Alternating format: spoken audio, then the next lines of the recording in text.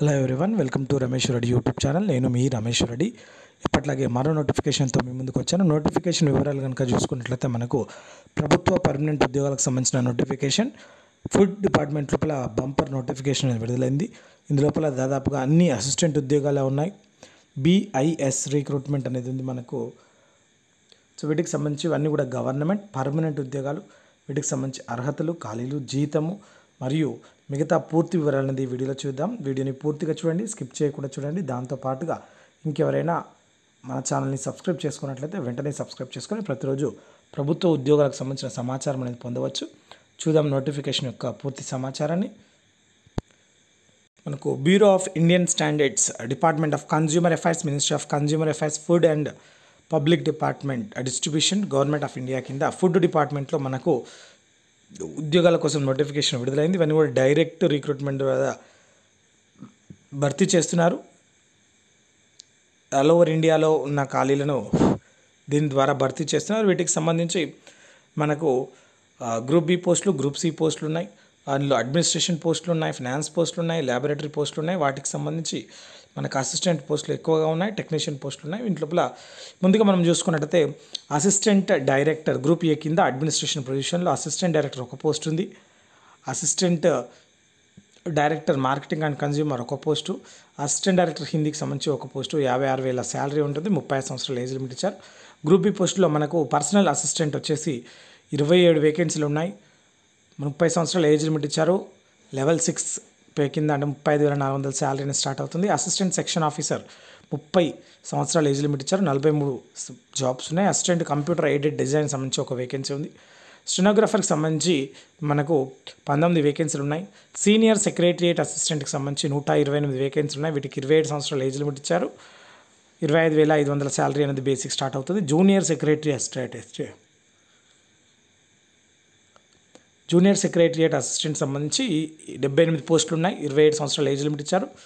Level 2 కింద 19,900 salary ఉంటుంది. Laboratory technical పోస్టులకు సంబంధించి టెక్నికల్ అసిస్టెంట్ ల్యాబొరేటరీకి సంబంధించి మనకు 30 సంవత్సరాల ఏజ్ లిమిట్ ఇచ్చారు. 27 పోస్టులు ఉన్నాయి. మెకానికల్లో 13 వేకెన్సీలు, కెమికల్లో 12 వేకెన్సీలు, మైక్రోబయాలజీలో 2 వేకెన్సీలు ఉన్నాయి.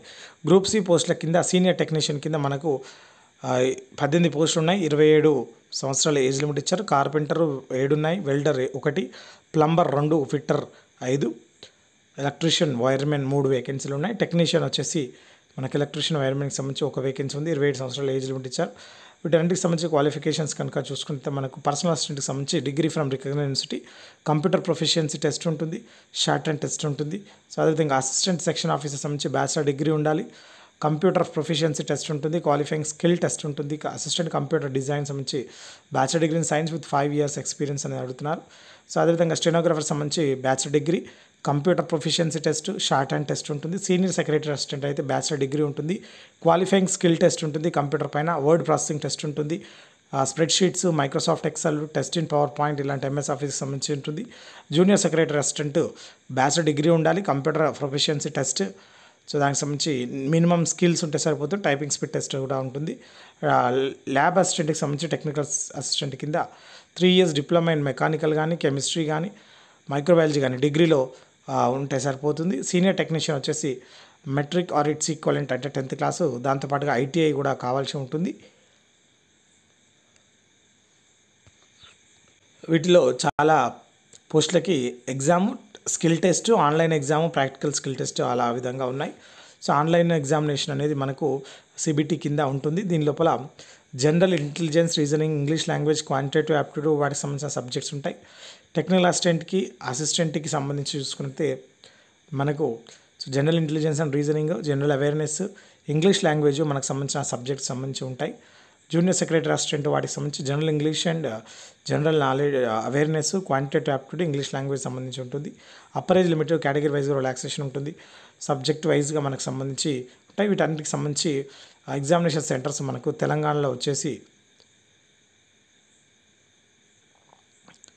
తెలంగాణలో హైదరాబాద్, ఖమ్మంలో ఎగ్జామినేషన్ సెంటర్ అనేది ఉంది. సో వీటన్నిటికి సంబంధించి మనకు ఎగ్జామ్ అనేది చేసుకోవాల్సి ఉంటుంది. ఆన్లైన్లో అప్లికేషన్ చేసుకోవాలి. సో ఆన్లైన్లోనే మనకి అప్లికేషన్ అనేది పూర్తిగా చేసుకోవాల్సి ఉంటుంది. ఆ అప్లికేషన్ రిజిస్ట్రేషన్ చేసుకోవాలి, పేమెంట్ ఆఫ్ ఫీజ్ చేయాలి, డాక్యుమెంట్ స్కాన్ అండ్ అప్లోడ్ చేయాలి. పేమెంట్ వచ్చేసి మనకు అప్లికేషన్ ఫీజు ఆన్లైన్ ద్వారా పేమెంట్ చేసుకోవాల్సి ఉంటుంది. ఈ ఫీజు వచ్చేసి మనకు